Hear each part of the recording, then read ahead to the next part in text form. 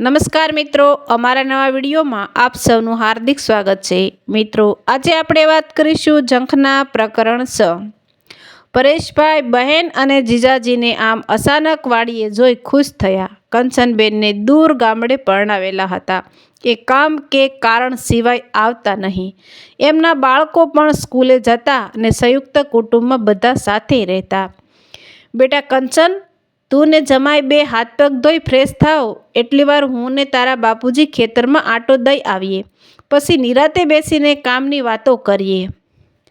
હા માં, જતા આવો, આખો દિવસ પડ્યો જ છે, વાતો કરવા જાઓ। રાધા, જાને રમણને કહી ઝાડ પરથી સરગવો તોડી આપવાનું કહીને। હું તો ભૂલી જ ગઈ, એનું જ શાક બનાવવાનું ને એ જ નથી લાવી। જી શેઠાણી, હું રમણ પાસેથી તોડાવી લાવું છું ને હા, જોજે કૂણો કૂણો તોડજે। એ હા ને રાધા દોડતી ખેતરના શેડે સરગવાના ઝાડ પાસે ગઈ ને રમણને બૂમ પાડી બોલાવ્યો। બીના ને વનિતા ત્યાંના બાળકો સાથે રમવા ગયા ને સુનિતા રસોડામાં મમ્મીને મદદ કરવા રોકાઈ। પરેશભાઈ હિંચકે બેઠા લીલાછમ ખેતરોનો મોલ જોઈ રહ્યા હતા। કંચનબેન ને બટુકભાઈ પણ ઓસરીમાં ખાટલે આવી બેઠા। બોલો બેન, કેવું ચાલે છે ત્યાં સાસરે? ઘરના બધા મજામાં તો છે ને? ભાણિયા શું કરે છે? એને બધા મજામાં છે ભાઈ। અમારે અત્યારે ખેતીનું સારું ચાલે છે, સમય જ નથી, પણ આ તો માનું કામ હતું એટલે આવવું પડ્યું। 2 મહિનાથી તો રોજ રોજ ફોન કરી મને વળતી, એટલે ના છૂટકે સમય કાઢીને આવ્યા। ઓહ એમ? તે બેન, એવું તે શું કામ હતું તમારું માને? કંચનબેન થોથવાતા બોલ્યા। એ હમણાં બા આવે એટલે કહું છું, એમ કહી વાત બદલી। ને બીજું કે ભાઈ, તમારા તબેલાનું કેવું ચાલે છે ને ખેતીમાં કેવું છે? બસ ભગવાનની દયા છે બહેન, લીલા લહેર છે, એમ કહી હસી પડ્યા। મીનાબેન રસોઈ બનાવવામાં વ્યસ્ત હતા। એમને તો સપને ખ્યાલ નહોતો કે કંચનબેન શું જરૂરી કામે આવ્યા છે। રૂખીબાને આત્મારામ આજે જલ્દી આંટો મારી પાછા આવ્યા। રમણે ઓસરીમાં બીજો ખાટલો ઢાળ્યો ને અંદરથી ગાદલું લાવીને પાથર્યું। એ સુનિતા, પાણીનો કળશિયો ભરી લાવતો, મારું તો ગળું સુકાઈ ગયું, થાકી ગઈ આંટો મારીને। સુનિતા બાને પાણી આપી ગઈ। પરેશભાઈ બોલ્યા, કેમ બા, આજે બધા ખેતરે ના ફર્યા? ના ભાઈ, આ કંચન આવી છે એટલે જલ્દીથી આવી ગયા ને આ તારા બાપાને તો આટલું ફરતાય શ્વાસ ચડે છે।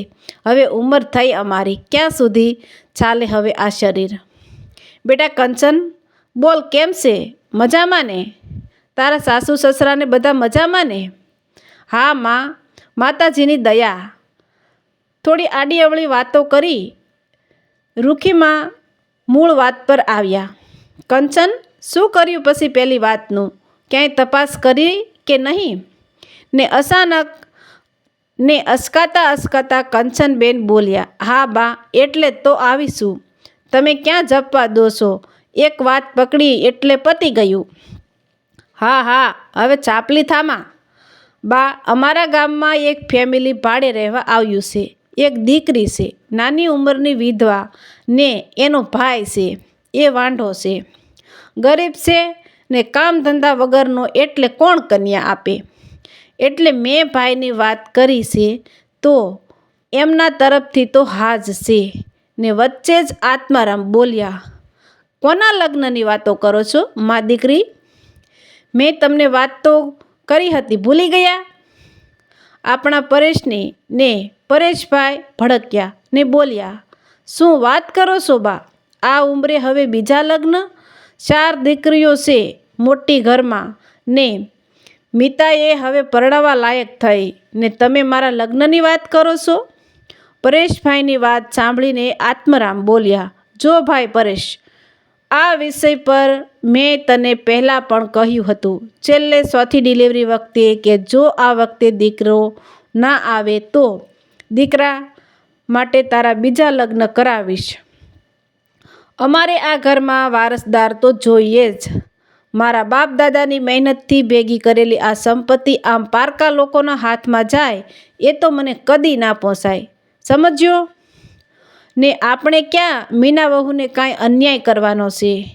એ પહેલાં આ ઘરમાં ને દીકરીઓને પણ સારા એવો કરિયાવર આપી ઠેકાણે પાડવાની જવાબદારી આપણી છે. મીના વહુને ને એક લગીરે ઓછું નહીં આવવા દઈએ કે નહીં કોઈ વાતની કમી પડવા દઈશું ને આપણે ક્યાં કુરડીમાં ગોળ ભાંગવો છે? મીના વહુની મંજૂરી લઈને જ આ પગલું ભરવાનું છે ને રૂખીમાં બોલ્યા, લે કર વાત, એમાં મીના વહુને શું વાંધો હોય? એણે 4 દીકરીઓ જણીને મૂકી દીધી છે. એક દીકરોય જણ્યો હોત તો આ બીજી વારનું લફરું જ ના રહેત. રસોડાની બારી ઓસરીમાં ખુલતી હતી. મીનાબેન રસોઈ બનાવતા બનાવતા બહાર ચાલી રહેલી વાતો સાંભળીને મનોમન દુઃખી થઈ રહ્યા હતા. આજે કોઈ નવું નહોતું. પરેશભાઈના બીજા લગ્ન માટેની વાત રૂખીબા ને બાપુજી ઘણીવાર સંભળાવી ચૂક્યા હતા. જેટલી વાર મીનાબેન પ્રેગ્નન્ટ થતા એટલી વાર રૂખીબા કહેતા, આ વખતે તો મારે દીકરો જ જોઈએ.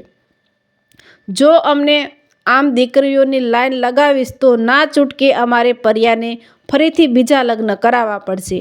પરેશભાઈ સાવ ઢીલા ઢપ થઈ ગયા ને એમની નજર બારીમાંથી મીનાબેન પર પડી ને મનમાં વિચારવા લાગ્યા, હે ભગવાન, બિચારી ભોળી ભલી મીનાનો શું વાંક? કેટલી કહિયગારી સંસ્કારી ને સમજુ છે. બા બાપુજીની સેવા પણ કેટલા દિલથી કરે છે. મર્યાદા પણ કેટલી રાખે છે. કદી માથા પરથી સાડીનો શેડોય સરકવા દેતી નથી. એવી પત્ની સાથે દગો કરવાનો? એ બિચારી કશું બોલે નહીં એટલે બસ એની સાથે આવું કરવાનું? કંચનબેન સાથે બધી વાત જાણી દીધી પછી રૂખીબાએ જાહેર કર્યું કે 4 દિવસ પછી કન્યા જોવાનું ગોઠવીએ. બરાબર ને પર્યાના પપ્પા? હા હા, તમે કહો ત્યારે જોઈને ઘડિયા લગ્ન કરી નાખીએ. પરેશભાઈ બોલ્યા, બાપુજી, મને થોડો વિચારવાનો સમય તો આપો. લે કર વાત, એમાં વિચારવાનું શું? મીના વહુ હવે માં બને એમ નથી ને 4 દીકરીઓ તો ઘરમાં છે જ. ક્યાં સુધી રાહ જોવાની? અમારે અમારા જીવતે જીવ આ ઘરમાં વારસદાર જન્મે ને ઘરમાં ફરીથી પારણું બંધાય ત્યારે અમને શાંતિ મળશે. પણ બાપુજી, સમાજમાં ગામમાં લોકો વાતો કરશે કે દીકરી પરણાવવા લાયક થઈને બાપને બીજી બૈરી લાવવાના અબરખા જાગ્યા. દુનિયા જાય તેલ પીવા. એ તો લોકો દાજે બળે એટલે બોલ્યા કરે ને આમાં નવું શું છે? આપણા ગામના કેટલાય દાખલા આપું તને કે જેના ઘરે 2 બૈરા છે. કોઈ શોખનું લાવે કે કોઈ વસ્તાર હાટું લાવે. ને ભાઈ, તું જ વિચાર કર કે આટલી બધી મિલકતનું પાછળ કોઈ વારસદાર તો જોઈએ ને તારે તારા મા બાપને વંચવેલો પૂરો કરી નાખવો છે કે શું? મીનાબેનનું મન રસોઈમાં લાગતું નહોતું ને એમનો ચહેરો સાવ ઉતરી ગયો ને સાડીના શેડે વડે આંખના આંસુ લૂછી નાખ્યા. રાધા બહાર ચાલી રહેલી વાતો સાંભળીને નવાઈ પામી ને મીનાબેનને સાવ ઢીલા થઈ ગયેલા જોઈ એટલે રાધાએ ઊભા થઈ પાણિયારેથી મીનાબેનને પાણી આપ્યું. મીનાબેન ચૂપચાપ પાણી પી ગયા ને રાધાએ અસકાતા પૂછ્યું, શું થયું શેઠાણી બા? આ બહાર કોના બીજા લગ્નની વાતો ચાલે છે ને વળી આ વારસદાર એટલે શું? નિર્દોષ રાધાને વારસદાર કોને કહેવાય એ ખબર નહોતી પડતી. રાધાની વાત સાંભળીને મીતાબેન રસોડામાંથી નીકળી દોડતા ઓરડામાં ચાલ્યા ગયા ને રાધા પણ પાછળ ગઈ ને દરવાજો બંધ કર્યો ને મીનાબેનના આંસુઓનો બંધ તૂટી પડ્યો ને એ સોધાર આંસુએ રડી પડ્યા ને અબૂધ રાધા મીનાબેનને રડતા જોઈ ગભરાઈ ગઈ. મીનાબેનના જીવનમાં કેવો મોડ આવશે એ જાણવા માટે સાંભળો આગળનું પ્રકરણ 7. મિત્રો આવા જ નવા વિડીયો જોવા માટે અમારી ચેનલ લાઇક, શેર અને સબસ્ક્રાઈબ કરજો.